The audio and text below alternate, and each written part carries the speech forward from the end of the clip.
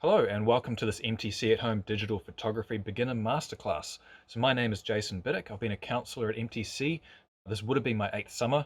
I think it still counts. Yeah, so in terms of what we'll be covering today, it's just more of an introductory sort of course to digital photography. We'll be going over all the different sort of cameras that you can use, little tips and tricks for using them. Later on, there will be a class covering the more advanced side of things as well. So that'll be coming in the future. That'll just be a bit more in-depth on the editing side of things as well as on the camera as well. So in terms of what you need today is actually very simple. It's just access to a digital camera. We'll be covering those in a little bit as the different types that you can use.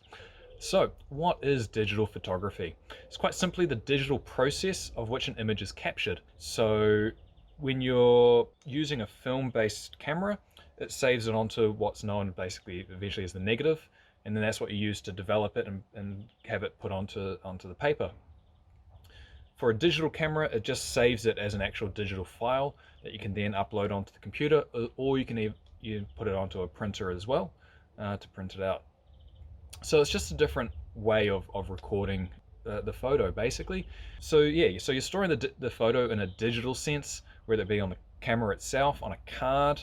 So rather than having to go through the process of developing your film, digital cameras allow you to basically view the photos straight away, so you can actually see what you're shooting, which is a good advantage, as well as just being a simpler method for editing as well. You know, there's a lot of stuff that you can do that you can play around with in terms of film photography. And I think you can actually do a lot more with digital photography. And it's a lot easier to use as well. You know, certainly there's a lot of pluses and minuses to both formats. You know, it's not to say that one is equally as good or better than the other. In terms of the actual fundamentals of photography, there really isn't any difference from digital to film. The cameras, how you shoot, how you frame your shots, correct lighting techniques, things like that, it's all the same. The only difference is how the format is stored. So now, what are the different types of cameras that you can use? So the most obvious and more readily accessible for the majority of everyone probably watching this would be, of course, the smartphone. So whether it be an Android or an iPhone, both fundamentally the same. Now, yes, I know that phones aren't allowed at camp. That's okay, but I think for the purpose of this class, that it'll be all right. Other cameras are more basic sort of point and shoot cameras that you just hold up and take a photo and away you go. Along with GoPros, going all the way up to your more advanced sort of DSLRs as well. So for this lesson, we're only going to be focusing on smartphones as well as point and shoot and GoPro cameras as well. Now, how do you use them? It's quite simple. It isn't just opening the camera up on your phone and just snapping away, taking a few pictures. Yes, you can do that, but the whole point of this is just to learn to understand not only how to frame your shots to make sure you're getting a great photo in the first place, but it's also the different techniques and different methods that you can use just to make those photos a little bit better. And later on, we'll be going into the editing side of things as well, just to make them a little bit more vibrant and pop a little bit more. Now, you have to keep in mind the basics of photography. So even when you're using all the automated features on like your phone or your point and shoot camera, you know, you got to make sure that the lighting is correct, that the shot is framed correctly, and that the subject is in focus. So you can see from this, I'm recording this on my phone. You know, I've got myself framed in correctly. I can see myself on the screen, as well as I know that I'm in focus. At least I hope I am. It's not that bad if it isn't anyway. And you know, the lighting, making sure that's correct as well. So where I am, I'm not in direct sunlight. You know, you don't have this big glare coming down onto the camera itself. You can fully see myself. You can see what's in the background. You can't really see the sky, even though it looks white, but it is actually blue today. You know, so it's just making sure that initially is what you're shooting. So there are some basic elements of photography that help, that make sure that everything is right for you to get that perfect photo. So whilst you can do a lot in editing in terms of fixing if you happen to mess up a couple of the features, getting it correct the first time when you're taking the photo does actually save you a lot of time and a lot of hassle. Because in terms of the fixing later on, it's only more of the sort of paid apps that allow you to do it a lot more easily and are a lot more accessible. So remember that the basis of taking a photo has not changed. Doesn't matter whether it's film or digital, it's the exact same. So we'll start with just understanding exposure. So What is it? It's basically the core of any photo that is taken. Essentially, it's just how much light your shot was exposed to, which is then shown in your final image. So without light, there is no picture. It would be too dark. You wouldn't be able to see anything. If there's too much light, it'll be washed out. It'll be too bright. You won't be able to see anything. It's just making sure that the light levels and everything are correct for the photo so that you fully capture everything it is that you're wanting to show. Now, exposure is made up of three essentials, that being aperture, shutter speed, and ISO. If you're using the default auto features of your camera, it will determine all three of those automatically for you. You can switch over to Pro mode on your phone or using the manual settings of a point and shoot using the little dial button. This will help you adjust those particular settings to suit your needs depending on the conditions that you're shooting in. So it's great that we're going to go through and we're going to learn exactly what each one is and how it will benefit you. All right, so we'll start with aperture. It's basically the setting which controls the amount of light that comes through onto the image sensor on the camera itself. So the smaller the opening, the less light that goes through. So this is measured in what's known as f-stops. We're not going to go too much into that. That'd be more on the advanced masterclass. But basics of f-stops, or when using a camera, is that it will be f2.0, f2.8, f2 4.0, etc., etc., that sort of stuff. So what makes it slightly confusing is that the smaller the number, smaller the f-stop, is actually the larger the opening. It does make it a little bit, as I said, a little bit confusing. It takes a little bit to get your head around. So what aperture you should be using all depends on the type of photo you're taking. So if you're shooting landscape photography, or if you want a lot of objects in focus, a lot of detail, you'll be wanting an f-stop that's actually quite low. So the lower the f-stop, the more light that will be let in, the more detail that actually does come in. Portrait photography, or if you're doing macro sort of up close shots, you'd want, where you basically want like a shallow depth of field, you'd want a high f-stop. So you want to limit the amount of light that's coming in, so only what's in focus is being recorded and everything else is either sort of washed out or has that sort of blurry effect. The next element that we're going to be understanding is shutter speed. It's quite simply as it sounds. It's controlling the speed of the shutter. So it's the amount of time that the shutter is left open by the camera to allow light to come in. So this is usually measured in fractions. For example, 1/60, 1/25, etc., etc. This number relates to the timing that the shutter is left open, as I just said before. For example, 160 shutter speed will mean the shutter stays open for 1/60th of a second. So most cameras have a large array of shutter speeds ranging from 1/4000, which is incredibly quick. That's more used for your action shots, your sports, your wildlife photography, things like that. All the way through to your long exposure types of photography, which are generally around sort of 30-second shutter speeds. And that's sort of more suited to low light photography as well. The slower the shutter, the more light you let in, which is great in low light conditions. So the last element that we're actually going to go over is basically ISO, which is what is your camera's sensitivity to light. So ISO is normally measured in round numbers like 100, 200, 400, goes all the way up to 12,400, which is a lot. Some cameras even offer a bit more. So the higher the ISO, the more sensitive your camera is to light, which equates to more noise on your photo. So it's generally that the lower the ISO, the less noise there is, the better, the more crisp that your photo actually is. But in low light, you want to bump that ISO up a little bit just to allow more light to come in. All right, so I know that's a lot to sort of take in. I hope I've explained it in basic terms enough for you to get a rough understanding of it.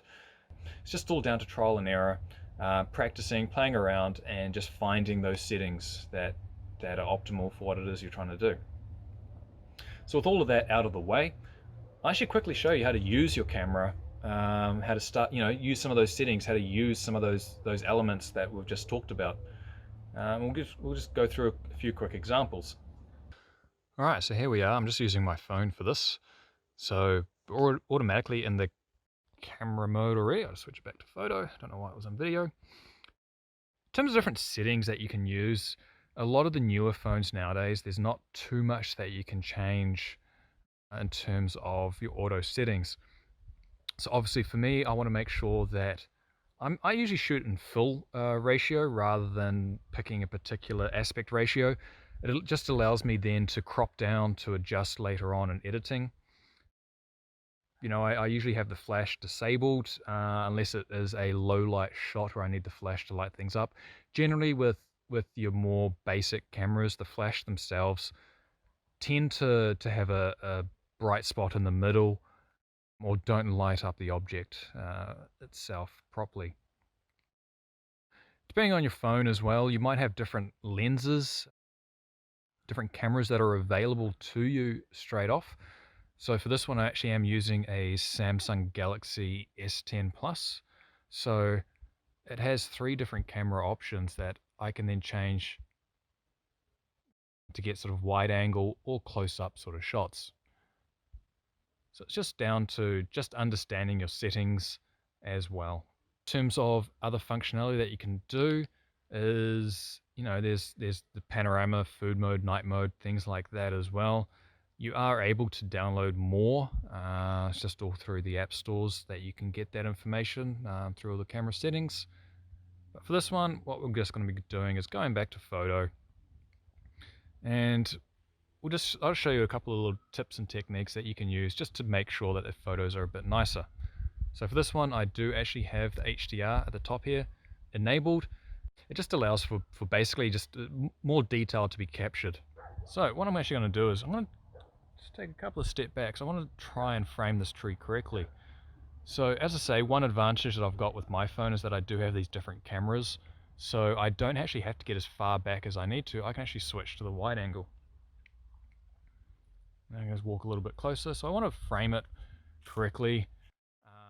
You know, your camera is going to pick all the exposure settings and all that by default. You can actually help it along a little bit just by tapping on the phone.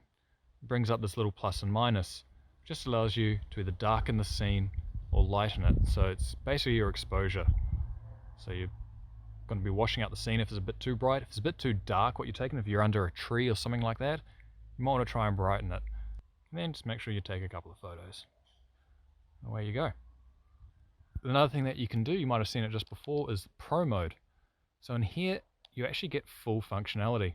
So for this one, you're able to change things like the white balance, the focusing. I've got it in manual focus, as well as the ISO.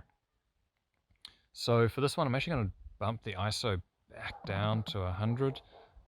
The other thing that I will generally just sort of play around with is this shutter setting. So as you can see, the quicker the shutter, the less light that goes through, as I talked about earlier. Whereas if you sort of drop the shutter speed down, it allows more light. So you can just adjust the settings until you get that level that you're after. Make sure that you got everything that you want in focus and in shot, and then take your photo. Yeah, so one more thing that you can do is go into Pro mode. So from here, you can actually change a lot more of the settings. So from your shutter speed to your ISO, as well as changing some of the editing techniques that you can use, such as your temperature, contrast, saturation, things like that. So on a nice, fine day like this, you can actually, if it's a bit too sunny, you can actually drop the temperature down, add a bit more blue into it rather than yellow. You can change things around just to make things a bit more balanced, like your contrast, like your saturation, just to make that photo just pop just that little bit more. And then when you go back, you can also change things like your shutter as well as your aperture. So obviously, whatever you like, increasing the shutter speed, darkens the camera just that little bit more. And if I happen to change the aperture, so for this one, because I am doing landscape, I'm actually going to have the aperture as wide open as possible. And I'm just going to change the shutter speed. And once I'm happy with what I'm taking, take a couple of photos. Now, I don't actually have access to a point and shoot camera, unfortunately. The settings on them are very similar though to what you'd use on your phone or even to a DSLR. So the only other camera that I'm going to be showing you how to use is, of course, one of these guys, a GoPro. So you can use them with video, you can also use them with photo as well. When using it, just in the normal settings, you can change the different field of view. That is really all that you can sort of change. Change it from linear, which is a more direct, more sort of narrow frame, or between wide, which is more encompassing a lot around you. If you're wanting to change some more options, what you need to do is go back into the menu settings, and you need to use what's called Protune. Here, if you turn that on, you get a lot more functionality, allowing you to change your shutter settings, your ISO, your white balance, sharpness, things like that. We'll be going into more in depth in that in the advanced video. Anyways, that's all the time we have for with this class. I hope it's been beneficial. I hope you've enjoyed it. I hope you've learnt some stuff. Get out there, take some photos, practice. That's all I can really say. Thank you so much for watching. If you have any questions, put them down below in the comments. And make sure that you subscribe to this channel, as well as follow MTC on Facebook and Instagram. It's @MaineTeamCamp. And just to keep up to date on all the information, all the latest news, as well as when new lessons and that are out as well. Awesome. Bye.